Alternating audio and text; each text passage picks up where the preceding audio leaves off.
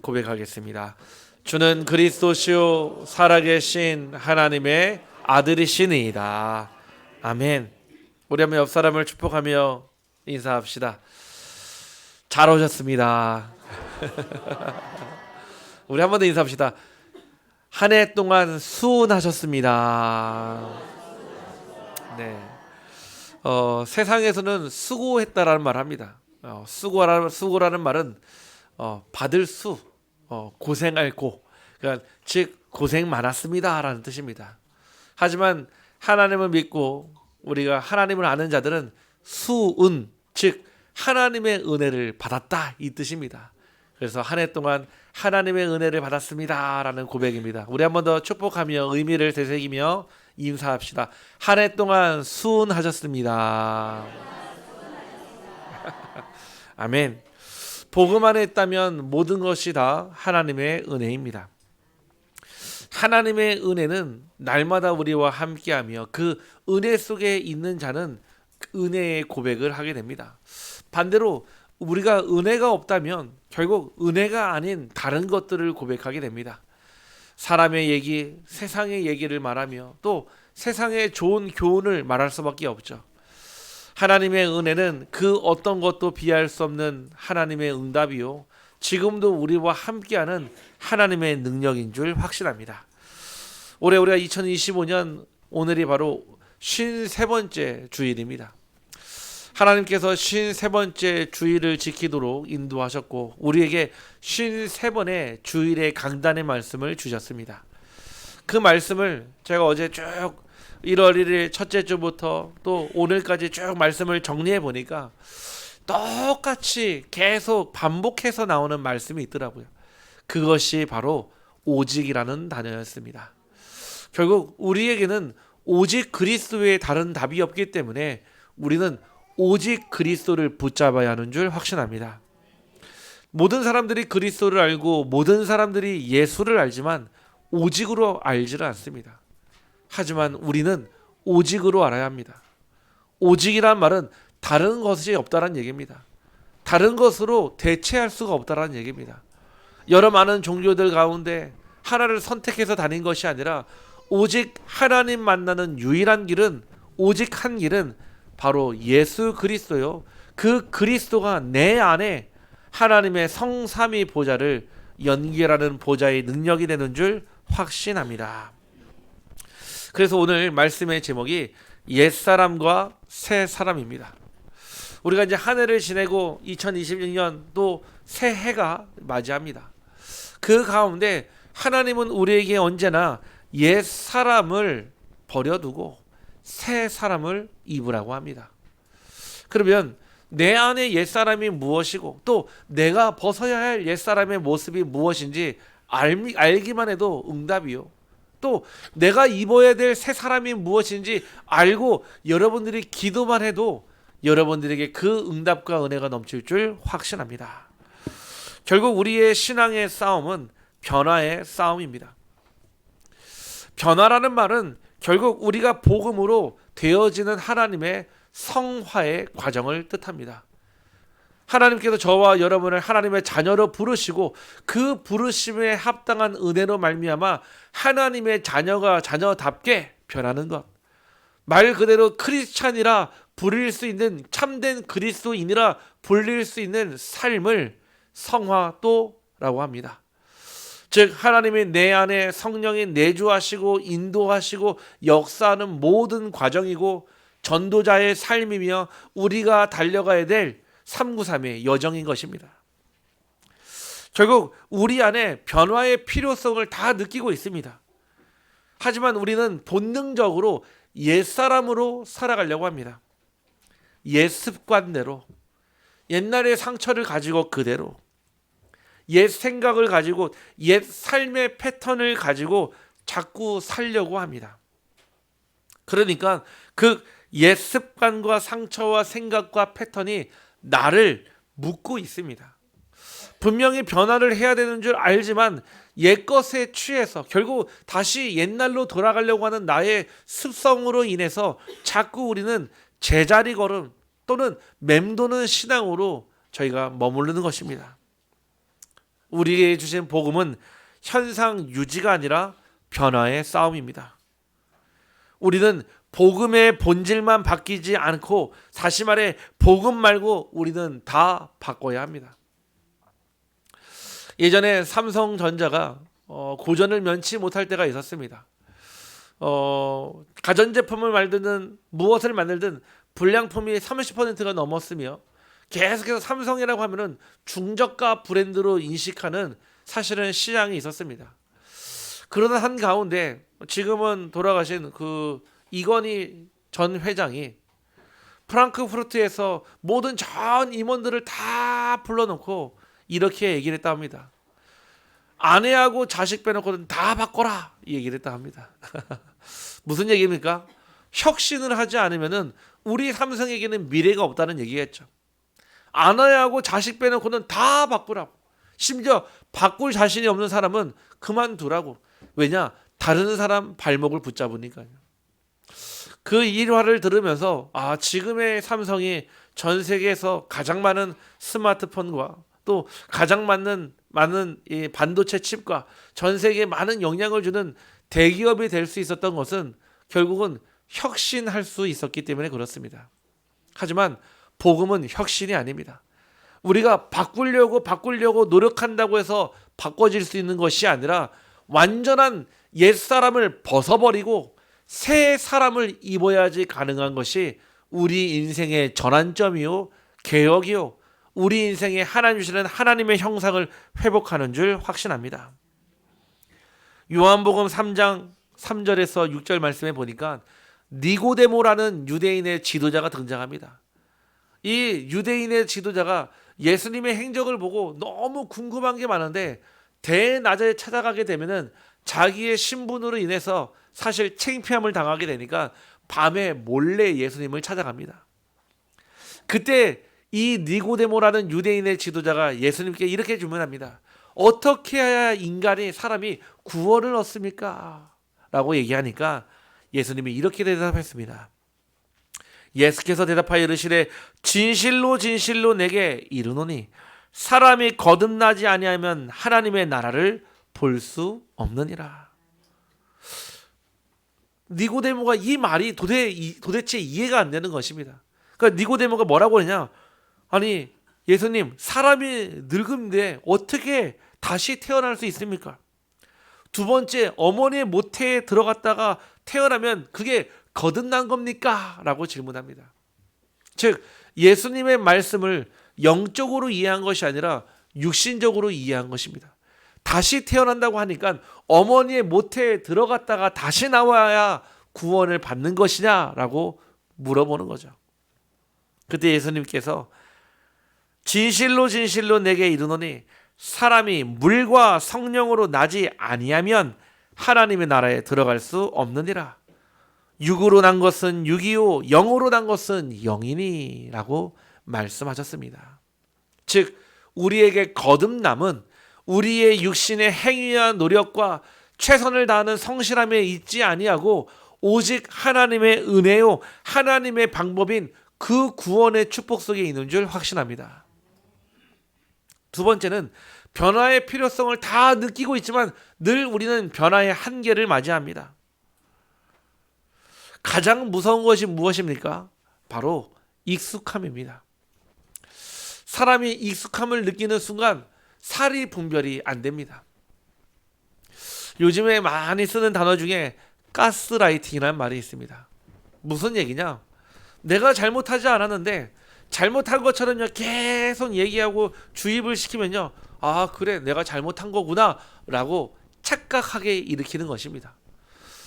요즘에는요 부모와 자녀 간에도요 친구들 사이에서요 가스라이팅을 하고요, 심지어는요 연인 사이에서도요 이 가스라이팅을 넘어서 이제는요 데이트 폭력으로도 이어진다고 합니다. 이처럼요 내가 잘못하지 않았는데 내가 잘못한 것처럼 느끼게 만들거나 반대로 내가 잘못했는데 잘못하지 않은 것처럼 느끼게 하는 것이 있습니다. 그것이 바로 익숙함이요 타성에 젖게 만드는 본능인 것입니다. 우리는 모두 변화되기를 원합니다. 그러나 실제 우리의 삶은 어떻습니까? 우리는 쉽게 옛 모습으로 돌아가고 다시 익숙한 생각, 익숙한 감정, 익숙한 죄의 습관으로 돌아가 버릴 때가 너무나 많습니다.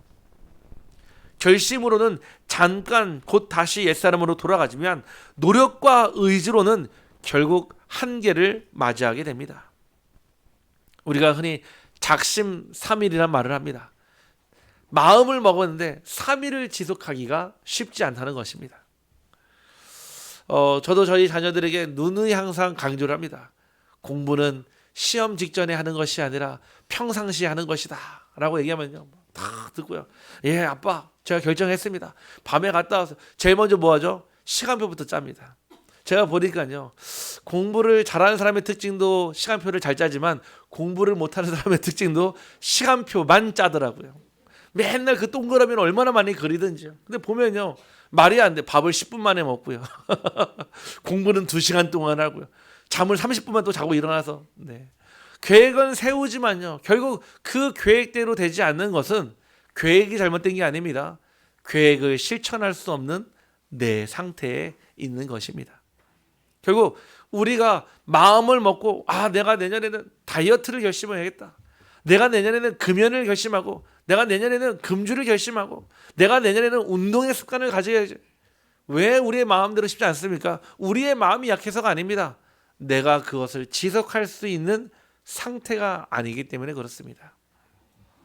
더 중요한 것은 변화가 되어도 변화의 방향이 훨씬 더 중요합니다.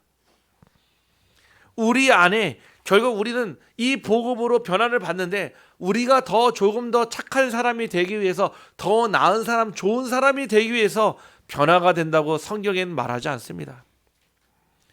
성경에서는 여러분들을 성공시키기 위해서 변화하라고 말씀하신 적이 없습니다.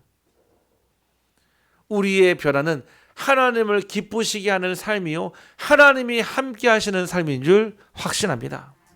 그래서 우리는 하나님께서 의와 진리로 거룩함으로 지으심 받은 하나님의 새 사람이기 때문에 옛 사람을 벗어버리고 새 사람을 입으라 말씀하십니다. 바꾸는 것이 아닙니다. 조금 바꾸는 것이 아닙니다. 옛 사람을 벗어버려야 합니다. 여러분들이요, 열심히 밖에서요, 들에서 일하고요, 흙이 묻고요, 땀이 묻어왔죠. 그거 얼마나 고생의 증표 아니겠습니까? 근데 그 옷을 입고 잠에 주무실 분은 아무도 안 계시거든요. 왜냐? 그 옷은요, 더러워졌고요, 흠이 있고 하니까 빨아야 되겠죠. 이처럼 우리의 옛 사람을 벗어버리는 시간, 하나님 주시는 새 사람을 내가 새롭게 있는 시간 되기를 주님의 이름으로 축복합니다. 우리 한번 옆 사람을 축복하며 인사합시다. 옛 사람을 벗어버리고 새 사람을 입읍시다. 그러면 알아야 되겠죠. 내가 도대체 입고 있었던 옛 사람이 무엇인지요.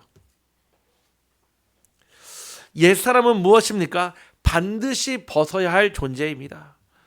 22절 말씀에 보니까요, 유혹의 욕심을 따라 썩어져가는 구습을 따르는 옛 사람이라고 정확하게 명시되어 있습니다. 옛 사람의 기준은 욕심이 기준이며, 점점점 그 욕심이 더 부패하여지고요, 결국은 영적으로 무너져가는 암과 같은 것입니다.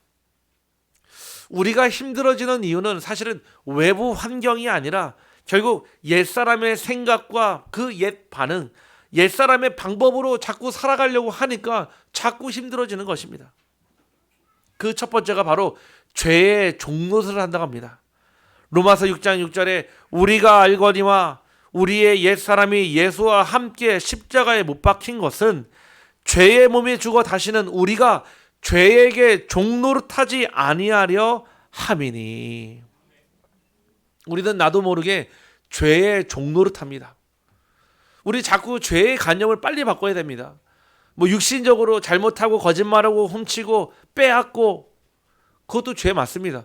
더 중요한 죄는요, 그 죄를 넘어서 하나님을 믿지 않는 죄, 하나님을 의지하지 않는 죄, 하나님을 찾지 않는 죄, 하나님과 함께 하시는데 하시는 것을 깨닫지 못하는 죄, 결국은 그 죄의 종노릇하며 살아가니까 하나님이 내 인생에 함께 하시지만 잘 모릅니다. 여러분들은 얼마나 하루 종일 하나님이 함께 하심을 느낍니까? 매 순간마다 여러분은 느끼십니까? 아니면은 거의 대부분요, 모르고 살 때가 훨씬 더 많습니다. 바쁘니까요, 분주하니까요, 생각이 분열되어 있으니까요, 하나님이 함께 하심을 우리는 너무나 쉽게 망각합니다. 그래서 성경에서는요, 그 하나님의 말씀을 손목에 메고 미간에 붙이고요, 앉으나 서나 볼 수 있도록 늘 붙여놓으라 그랬거든요. 하나님은 언제나 여러분과 함께 하셨고 지금도 여러분과 함께 하시는 줄 확신합니다. 그거를 깨달을 수 있는 은혜가 있기를 주님의 이름으로 축복합니다.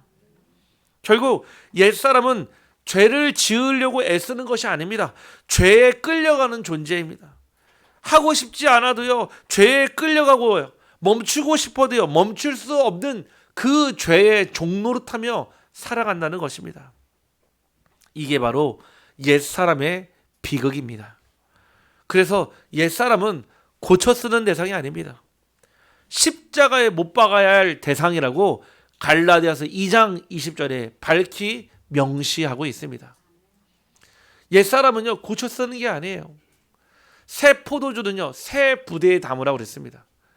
우리의 옛사람은요, 여러분들 아까워도요, 아닙니다. 고쳐 쓸 수가 없습니다. 하나님은 그 옛사람을 버려버리라고 합니다. 두 번째는요, 우리 안에 유혹의 욕심이 있다고 합니다. 그 유혹의 욕심은 하나님과의 그 방향을요, 빼앗는 존재입니다. 22절 말씀에 유혹의 욕심을 따라, 욕심 자체보다 더 큰 문제는요, 유혹의 욕심입니다.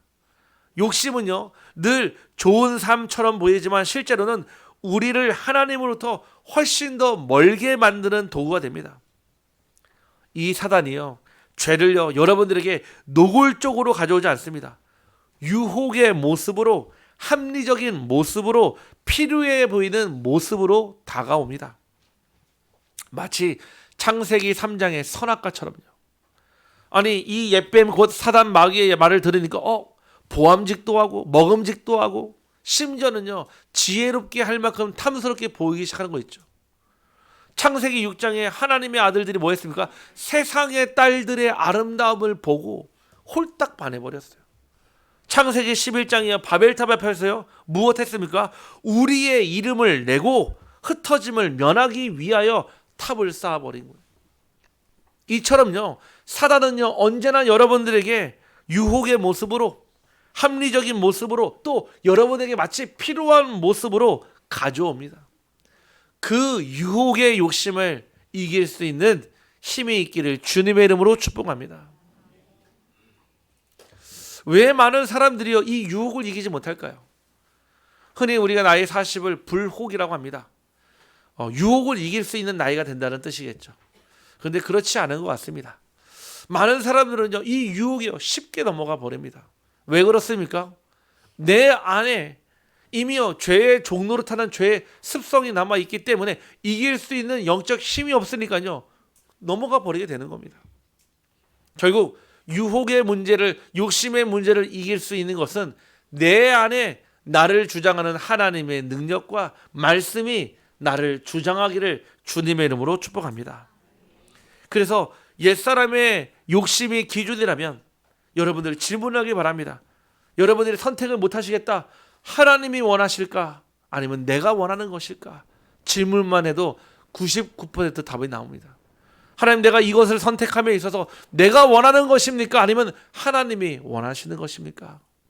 질문만 해도 여러분의 양심에, 여러분의 말씀으로, 여러분의 삶을 통해 하나님은 반드시 답을 주실 줄 확신합니다. 세 번째, 썩어져가는 구습이라고 했습니다. 그냥 구습이 아니라 여러분, 썩어져가는 구습. 만약에 여러분들 겨울에 우리가 흔히 귤을 많이 사 먹지 않습니까? 그러면은 저는요, 그냥 보고 한 박스 주세요 사왔거든요. 그러면 여느 때 없이, 여지없이 열어보면 있잖아요, 꼭 썩은 게 있더라고요. 그래서 이제는요, 다 머리가 있어가지고 저 아주머님 뒤에 따주세요 하거든요. 왜요? 뒤에 따보면요, 썩은 게 알거든요. 왜 썩은 게 있으면 안 됩니까? 썩은 게 하나 있으면요, 나머지도 다 썩게 되거든요. 욕심을 따라 살아가는 우리의 구습이요, 바꾸지 않으면, 버리지 않으면 자꾸 내 삶이요 점점 더 많은 부분들이요 하나님을 거부하고 하나님을 떠나하며 하나님을 멀리하게 됩니다. 문제를 보면 불신앙으로 반응하게 되고요. 상처를 보면요 그 상처의 대상에게 원망으로 반응하고요. 실패를 보면 결국 좌절로 반응하는 것, 그것이 바로 썩어져가는 구습입니다. 이게 옛사람이고요. 그래서 하나님은 이렇게 말씀하십니다. 옛사람을 조금 고쳐라. 조금만 손보면 되겠다. 아닙니다. 벗어버려라. 아멘. 이 시간 여러분들 옛사람을 이 자리에 다 벗어버리고 가기를 주님의 이름으로 축복합니다. 제가 다 정리하겠습니다. 벗어버리고 가십시오. 내년도 2026년 어떻게 시작하면 됩니까? 옛사람만 벗어버려도 됩니다. 대대로 시작하려면 옛사람 가지고 가면 안 된다니까요. 썩어져가는 것을 가지고 가면요 같이 썩는데요. 당장 내려놓는 게 아파도요, 도려내는 게 힘들어도요, 고통스러워도요, 하나님이 하실 새 일과 새 살의 응답을 보면요 그것이 축복입니다. 두 번째, 심령을 새롭게 한다 했습니다. 23절 말씀에 오직 너희의 심령이 새롭게 되어. 오직은 무엇입니까? 하나님만 하실 수 있는 능력입니다. 여러분과 저의 의지로 되는 것이 아니라, 결심으로 할 수 있는 것이 아니라, 오직이라는 말은 다른 답은 없다는 얘기입니다. 즉 대체제가 없다는 얘기예요. 보완제가 없다는 얘기입니다. 많은 사람들은요 다 종교가 같다라고 얘기해요. 아니 똑같이 의식을 하고요, 행위도 있고요, 뭔가 종교의 모습으로 보이니까요, 다만 부를 때 부처님, 마리아, 아니면요 뭐 마호메트, 부르는 이름은 다를 뿐이지 다 똑같은 하나님인데 라고 얘기하거든요. 아닙니다. 종교와 복음엔 차이가 있습니다. 종교는 하나님을 떠난 인간이 하나님을 만나기 위해서 몸부림치는 것, 수단과 방법을 찾아서 하나님을 만나기 위해, 하나님을 찾기 위해 노력하는 모든 것이 종교라면, 이 땅에 하나님이 이 세상에 구원받을 수 없는 우리에게 예수 그리스도를 보내신 것이 참된 복음인 줄 확신합니다. 그게 종교와 복음의 차이입니다. 하나님이 이 땅에 보내셨습니다. 왜냐? 구원받을 수 없는 우리의 조건을 아시기 때문입니다. 그래서 오직이라는 말은 결국 하나님만 하실 수 있는 하나님의 25의 응답입니다. 우리 성도님들의 올해 한 해의 삶에 내가 할 수 없었던 부분에 하나님은 오직 되어질 때 25 능력으로 함께 하실 줄 확신합니다. 저는요 늘 봅니다. 늘 확인해요. 우리가 할 수 없는 응답을 하나님 25의 응답으로 주실 때 언제요? 오직 될 때요. 오직이란 말은요 다른 것으로 답을 찾지 않고 오직 예수 그리스도 안에서 내 정체성과 답과 희망과 소망과 응답을 찾아낸다는 뜻입니다. 두 번째는 심령을 새롭게 하신다고 했습니다. 우리 안에 심령을 새롭게 한다는 얘기는 하나님의 성령이 심령을 새롭게 할 수 있습니다. 하나님의 성령이 우리의 심령을 새롭게 하는 방법은 말씀밖에 없습니다. 하나님의 말씀이 여러분들의 심령에 잘 박혀진 목과 같이 되기를 간절히 소원합니다. 하나님의 말씀이 여러분의 심령에 더욱더 오랫동안 머물도록 암송도 하고요, 필기도 하시고요, 기록도 하시고요, 또는 그 말씀을 간직해서 하나님의 언약으로 붙잡기를 주님의 이름으로 축복합니다. 결국 복음의 빛이 내 안에 임할 때 내가 내 삶을 바꾸는 것이 아니라 하나님이 바꾸시는 삶을 사는 것입니다. 그래서 위기는 끝이 아니라 새 사람으로 다시 시작하는 하나님의 기회가 될 것입니다. 마지막 세 번째, 그때 우리를 새 사람의 옷을 입으라고 하셨습니다. 새 사람은 무엇입니까? 24절 말씀에 하나님을 따라 의와 진리의 거룩함으로 지으심을 받은 새 사람을 입으라 하셨습니다. 새 사람은 어떤 사람입니까? 하나님이 기준이 되는 사람입니다. 내가 무엇을 먹으나 무엇을 마시나 다 주의 영광을 위해서 하랬던 것처럼 쉽지는 않습니다. 이미 지금까지 살아왔던 내 삶의 체질, 내 생각, 내 삶의 여러 가지 모습들이 있기 때문에 바꾸는 것은 쉽지 않습니다. 하지만 벗어버릴 때는요, 하나님 주시는 새 사람을 입을 때는 나의 모든 삶이 바뀌는 줄 확신합니다. 목사님, 저는 지금까지 너무 어려운 삶을 살았어요. 사람 때문에도 상처를 받았고요. 또 돈 때문에도 상처를 받았고요. 여러 가지 많은 일들이 다 저를 도와주려는 것이 아니라 다 저를 무너뜨리는 일들이었어요 라고 얘기하는 성도님들을 저는 너무나 많이 만납니다. 왜 그렇습니까? 하나님이 여러분을 싫어해서 문제를 주시는 게 아닙니다. 하나님이 여러분들을 그래 골탕 먹어봐라 하고 어려움을 주시는 게 아닙니다. 하나님은 그 가운데 여러분들이 오직으로 답을 내기를 간절히 소원합니다. 늘 말씀을 드리지만 남편에게 아내가 오직이듯이, 아내에게 남편이 오직이듯이 하나님의 자녀에게 하나님이 오직될 때 하나님의 그 주신 응답이 나의 응답될 줄 확신합니다. 하나님은 한 남자에게 여자들을 주신 적이 없습니다. 하나님은 한 여자에게 남자들을 주신 적이 없다니까요. 한 남자에게 한 여자를요. 레이 여자가 레이 남자에게 장가들고 시집들더라. 무슨 뜻입니까? 하나님께는요 절대 오직밖에 없다는 얘기입니다. 올 한 해 하나님께서 우리 교회의 강단을 오직이라는 흐름으로 인도하셨습니다.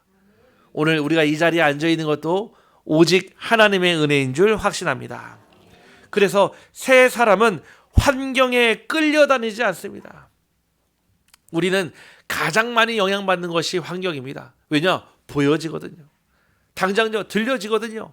당장 피부로 느껴지거든요. 그래서 대부분 모든 사람들이 환경에 끌려갑니다. 왜냐? 그게 대세거든요. 그게 맞는 것 같거든요. 하지만 새 사람은 환경에 끌려가는 사람이 아니라 환경을 끌어가는 사람인 줄 확신합니다. 하나님을 여러분들이 그 현장에 보내신 이유는 환경에 끌려가라고 보내신 것이 아니라 그 환경을 끌어가는 하나님 정복자로 부르셨습니다. 두 번째는요, 문제 앞에서 무너지지 않는 사람입니다. 많은 사람들은 문제 앞에 좌절합니다. 저도 그랬습니다. 문제 올 때마다 쉽게 무릎 꿇었습니다. 제가 예전에 회사에 다닐 때 큰 어려움을 당한 적이 있습니다. 가볍게 봤던 일들이 있는데 어떤 누군가에는 굉장히 큰일이 될 수 있거든요. 저의 짧은 시견으로 저는 가벼운 문제라 생각했는데 당사자에게는 엄청 큰 문제였습니다. 근데 그 문제를 간과하고 넘어가서 이미 해결할 수 없는 시간표가 다 지나가서 문제가 터졌을 때 제가 할 수 있는 거는 딱 하나밖에 없었습니다. 무릎 꿇는 것밖에. 제가 지금도 잊지 못하는 그 일이 있거든요. 그 당사자 앞에 무릎을 꿇었던 적이 있습니다. 그런데 저는 해결될 줄 알았거든요. 근데 무릎을 꿇어도 해결되지 않았습니다. 제가 그때 알았습니다. 아, 하나님은 내가 사람 앞에 무릎 꿇는 것보다 하나님 앞에 무릎 꿇기를 원하셨구나. 여러분들, 사람 앞에 무릎 꿇는 거는요, 내 자존심 내려놓으면 가능합니다.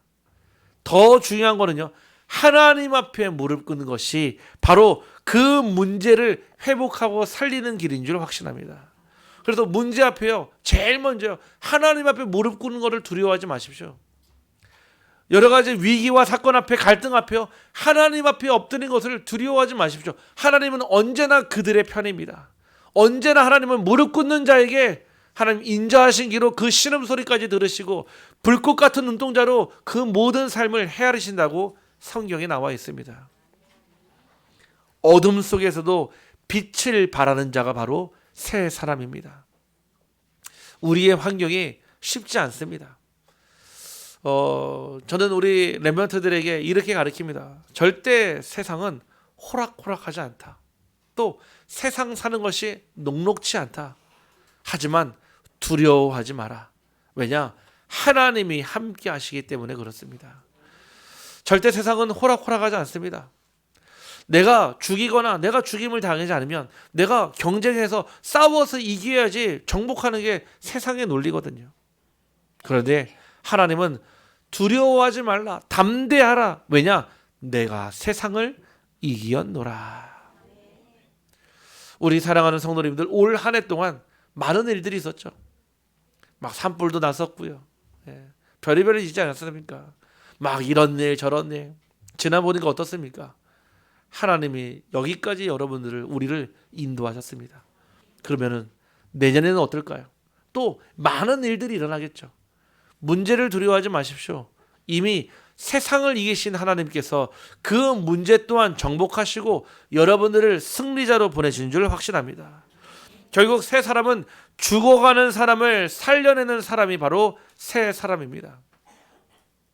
내년도 한 해 여러분들 한번 하나님 앞에 결심해 보길 바랍니다. 여러분 주변에 많은 사람들이 있잖아요. 친구, 동료, 함께했던 동생들 얼마나 많습니까? 내가 그 가운데 어둠 속에 죽어가는 그 한 사람을 살려내겠다. 내가 하나님께로 인도해 보겠다. 저는 그 결심만 해도, 그 기도만 해도 하나님은 벌써 응답하실 줄 확신합니다.